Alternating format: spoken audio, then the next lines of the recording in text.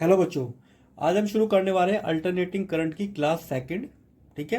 इससे पहले वाली उसमें हमने आरएमएस वैल्यू निकालना और मीन करंट वैल्यू निकालना सीख ली थी। ठीक है, आप उस वीडियो को जाके देख सकते हो। आज हम क्या करते हैं, हम सर्किट पढ़ेंगे। आज सर्किट में हम क्या करेंगे, पहले देखेंगे अगर एक जो रेजिस्टेंस है उसको अगर एसी करंट सप्लाई करें, अल्टरनेटिंग करंट, तो क्या होता है वो। फिर हम यहाँ पे इंडक्टर यूज़ करेंगे और एक कैपेसिटर यूज़ करेंगे सेपरेट। ठीक है, तो हम यहाँ पे अल्टरनेटिंग करंट का इम्पैक्ट यहाँ पे देखेंगे। उसके बाद हम तीनों को एक साथ यूज़ करके देखेंगे क्या इम्पैक्ट होता है। ठीक है, तो पहले रजिस्टेंस से शुरू करते हैं। जैसे ही हमने इसको वोल्टेज अप्लाई की तो इसके अंदर करंट फ्लो होना शुरू हो जाएगा। ठीक है, तो किसी टाइम पे एट एनी इंस्टेंट कह सकते हो टाइम टी, किसी टाइम टी पे करंट कितना होगा, यहाँ पे करंट हो जाएगा current I flow in resistance. ठीक है, अब देखो बच्चों, तो इसके अक्रॉस पोटेंशियल कितना होगा, अगर इसमें आई करंट फ्लो हो रहा है। ठीक है, आई करंट फ्लो हो रहा है तो इसके अंदर पोटेंशियल कितना आ जाएगा, तो पोटेंशियल अक्रॉस आर ये होगा V इक्वल टू, या सीधा कह सकते हैं आई आर। ठीक, अब यहाँ पे पोटेंशियल हो गया आई आर। अच्छा, जो यहाँ से हमने पोटेंशियल ये और ये वाली वैल्यू सेम होगी, क्योंकि हम यही तो पोटेंशियल अप्लाई कर रहे हैं किसी टी टाइम पे। जो बैटरी से पोटेंशियल आ रहा है वो आ रहा है इतना। ठीक, और रेजिस्टेंस के अक्रॉस कितना आ रहा है इतना, तो इसका मतलब ये दोनों वैल्यू सेम है। अब यहाँ पे रख लेते हैं, तो आई आर की वैल्यू इक्वल होगी ई नोट साइन ओमेगा टी। अब यहाँ पे हम क्या करेंगे, आर नोट को इधर ले आएंगे, साइन ओमेगा टी। अब इसकी वैल्यू क्या होती है, ये हो जाएगा हमारा, ये हो जाता है हमारा आई नोट साइन ओमेगा टी। ठीक है, तो जो करंट आया हमारा वो आया आई नोट साइन ओमेगा टी। अब देखो बच्चों, रेजिस्टेंस यहाँ पे कोई भी अलग से इम्पैक्ट शो नहीं करता है, तो जो पोटेंशियल है और जो करंट है दोनों सेम फेज में आ रही हैं। फेज क्या होता है हम अभी पढ़ते हैं। तो कहने का मतलब होता है जो हमारा रेजिस्टेंस है, खाली रेजिस्टेंस, देखो behaviour of R, behaviour of resistance is same in DC and AC. तो रेजिस्टेंस पे कोई फर्क नहीं पड़ता है, चाहे एसी हो चाहे डीसी हो। आपने वोल्टेज अप्लाई की, करंट हमको मिल गया, कोई भी यहाँ पे फेज का डिफरेंस नहीं आया। फेज डिफरेंस क्या होता है, बेसिकली मान लो ये एंगल। ठीक है, और हमको फेज डायग्राम भी यहाँ पे बनाना है।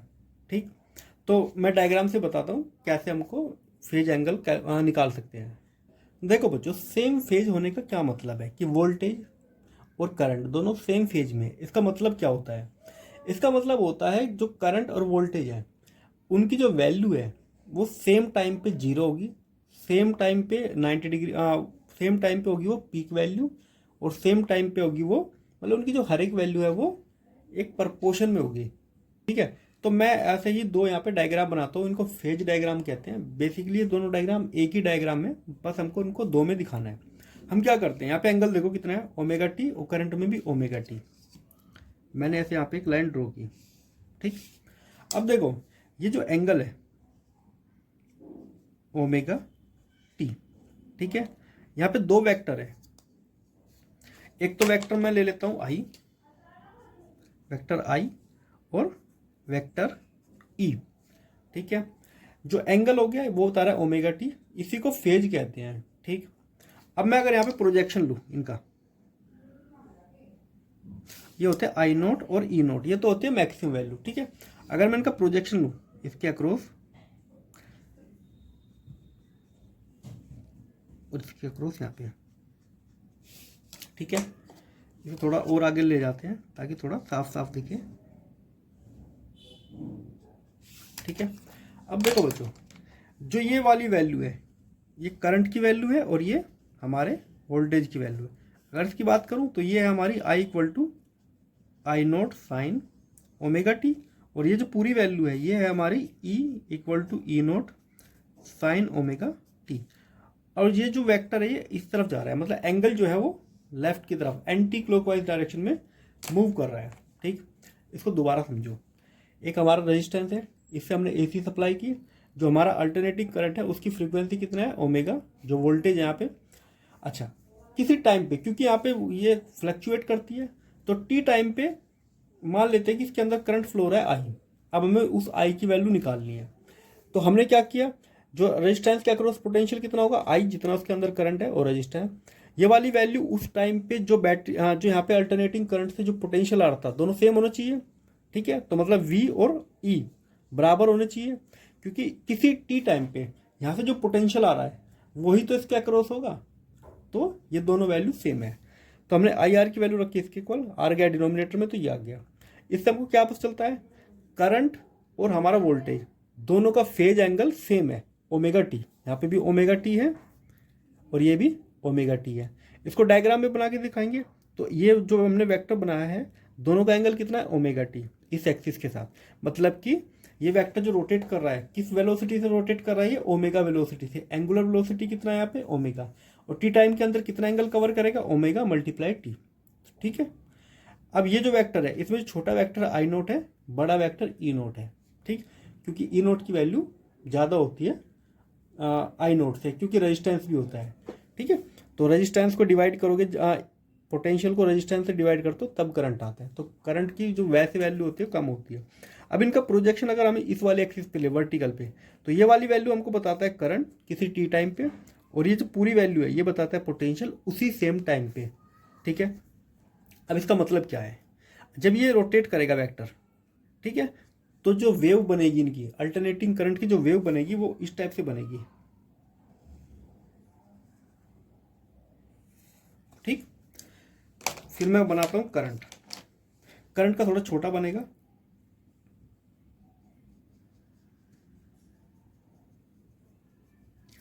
ठीक, तो ये जो बिगर है ये हमारा पोटेंशियल और ये स्मॉलर है करंट का।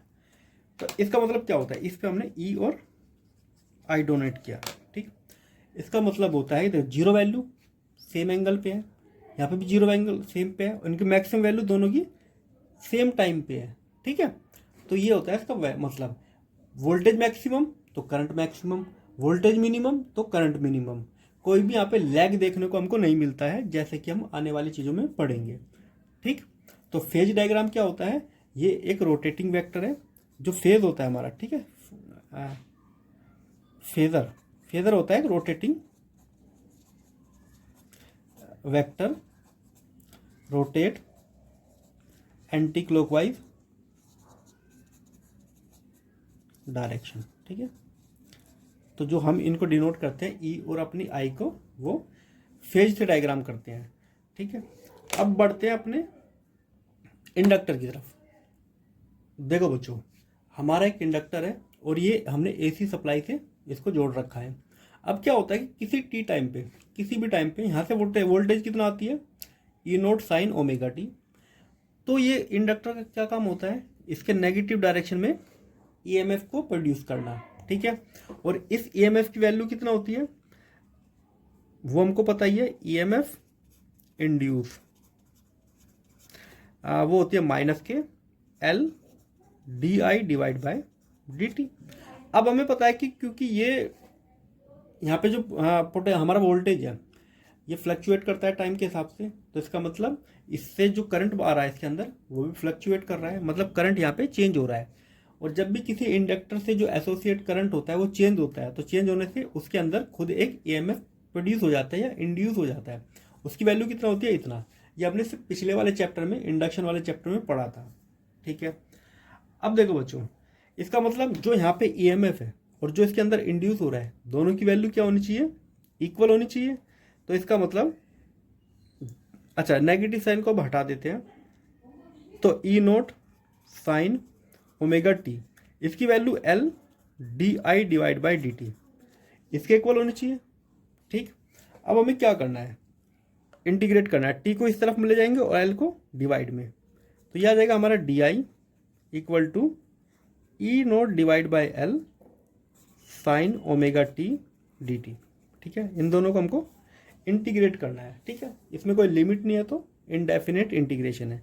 यहाँ पे तो आ जाएगा total current E naught divide by L, बाहर आएंगे क्योंकि कांस्टेंट है।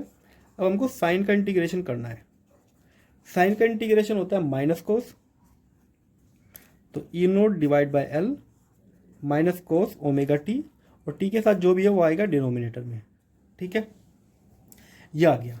ओमेगा को बाहर ले लेते हैं और एक काम करते हैं, ये जो माइनस है इसको बाहर ले लेंगे। एल ओमेगा अंदर हो गया cos omega T I equal to minus E naught divide by L omega L. देखो बच्चों, कोस को क्या लिखा जा सकता है, sine pi by 2 minus omega T, ये लिख लेते थे, 10th क्लास में आपने पढ़ा ही होगा। अब माइनस की मल्टीप्लाई अंदर कर देते हैं। ठीक है, तो आई इक्वल टू ये बनेगा हमारा E naught omega L sine omega T minus pi by 2।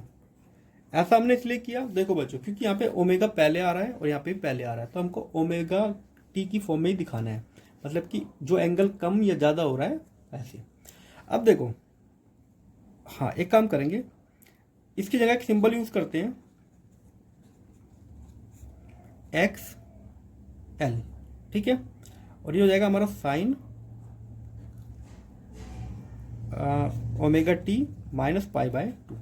ठीक है, अच्छा ये होता है रिएक्टेंस। ठीक है, इसको अभी डिटेल में पढ़ते हैं, पर इसकी पूरे की वैल्यू हो जाएगी हमारी I naught sine omega T minus pi by 2। अब यहां पे ध्यान देने वाली बात है बच्चों, देखो हमारा वोल्टेज था E naught sine omega T, current कितना, I naught sine omega T minus pi by 2, मतलब साइन जो करंट है, करंट में पाई बाय 2 कम आ रहा है। ठीक है, तो फेज एंगल कितना डिफरेंस हो गया, पाई बाय 2 का। इसका मतलब यहाँ पे देखो, अभी मैं इसका डायग्राम बनाता हूँ। देखो बच्चों, इसका मतलब क्या होता है, जो हमारा वोल्टेज था, ठीक है, ये ओमेगा टी एंगल बनाता है इस एक्सिस के साथ, तो मैं क्या करूँगा, यहाँ पे वोल्टेज अपना लिख दूंगा। ये हो गया मेरा वोल्टेज, और इसका जो एंगल है वो ओमेगा टी है। ये हमारा हो गया ई नोट, जो इसकी लेंथ है वो ई नोट हो गई। इसका अगर मैं यहाँ पे प्रोजेक्शन डालूंगा तो ये जो पूरी वैल्यू है ये मिलेगी मुझको ई नोट साइन ओमेगा टी। ठीक है, मतलब ये वाली वैल्यू।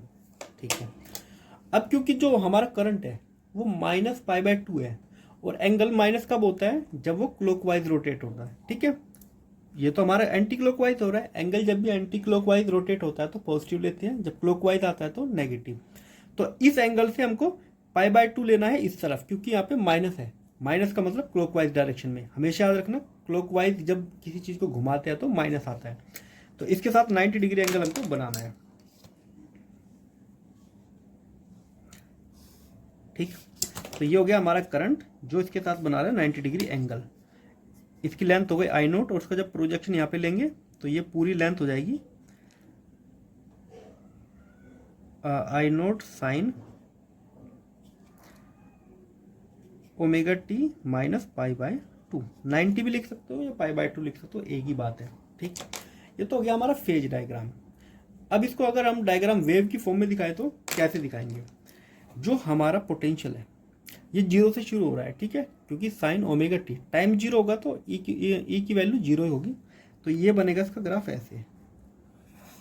ठीक, ये तो हो गया हमारा वोल्टेज या पोटेंशियल। उसके बाद करंट का बनाना है। करंट जो कर रहा है वहाँ पे पाई बाय 2 एंगल कम लैग कर रहा है, यहाँ पे पाई बाय 2 होता है, यहाँ पे पाई, यहाँ पे 2 पाई, यहाँ पे 3 बाय पाई 2। ठीक है, तो ये होता है पाई बाय 2, ये होता है पाई। मतलब करंट जो है वो पीछे चल रहा है, इसका मतलब करंट की जो शुरुआत होगी वो यहां से होगी, तो करंट ऐसे जाएगा।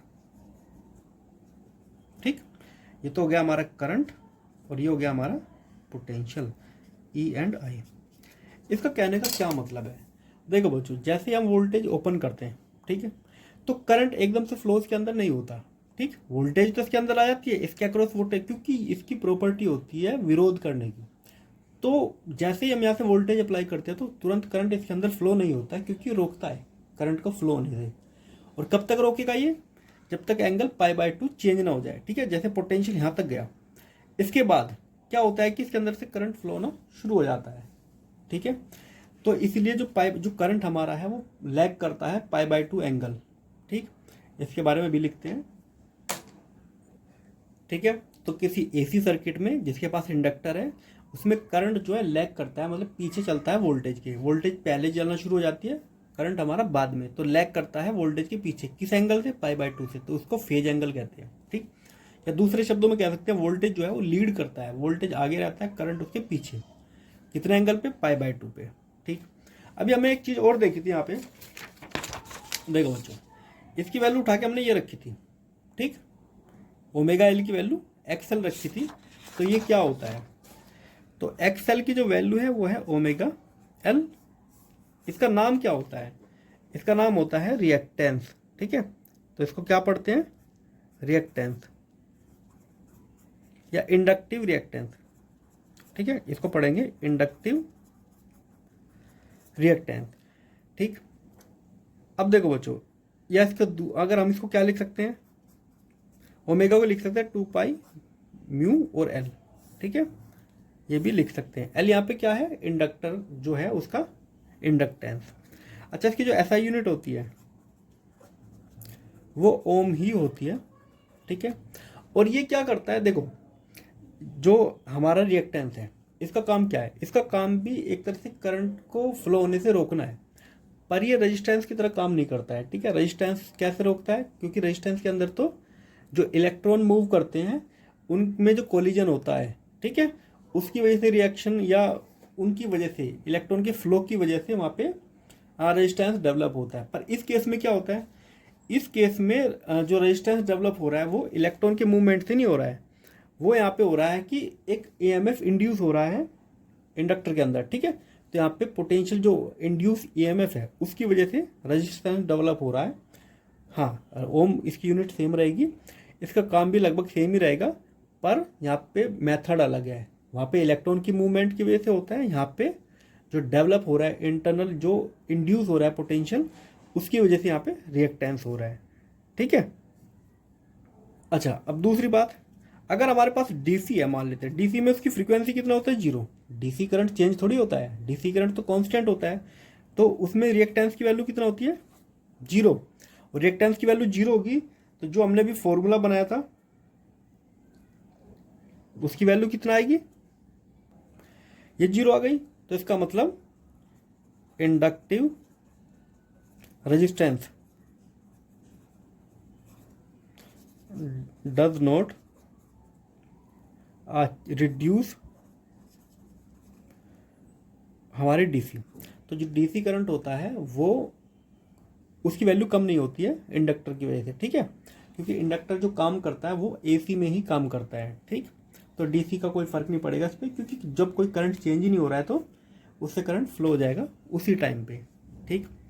अब बात आती है, अगर हम कैपेसिटर लगाए अकेला, वो करंट और वोल्टेज में क्या इफेक्ट डालता है वो हम यहाँ पे देखेंगे।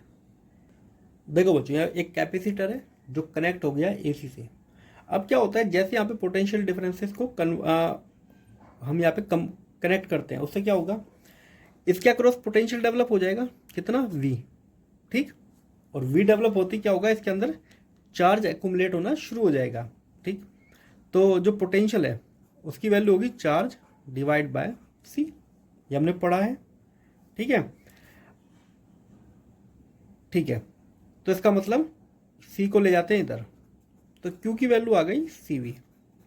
अच्छा, तो देखो बच्चों, किसी T टाइम पे जो पोटेंशियल यहाँ से आ रहा है वही तो यहाँ पे आ रहा है, तो इसका मतलब V की वैल्यू E के बराबर होगी at any instant, E equal to V। तो इसका मतलब E0 sine omega T equal to